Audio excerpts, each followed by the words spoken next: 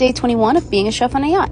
I had some leftover mashed potatoes, so I turned them into potato pancakes, got all of my serving plates ready for breakfast, scrambled some eggs with kale, and made a Danish with cream cheese and raspberry jam. Set the table outside, and breakfast is served.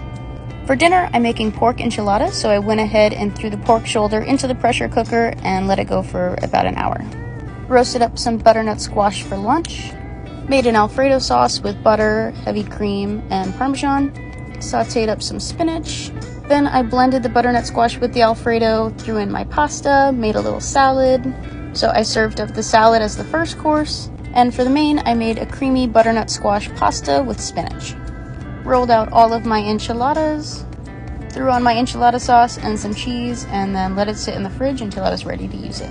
Also made banana pudding for dessert. Then I started working on making empanadas.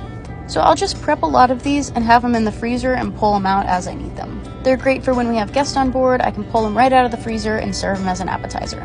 For cocktail hour, I made blue cheese stuffed dates wrapped with prosciutto. Threw them in the oven to crisp them up a bit and then served them on the bow with champagne. Plated up dinner, which was the enchiladas, black beans, and plantains. Set the table on the upper deck, and dinner served. Thank you to the fabulous crew.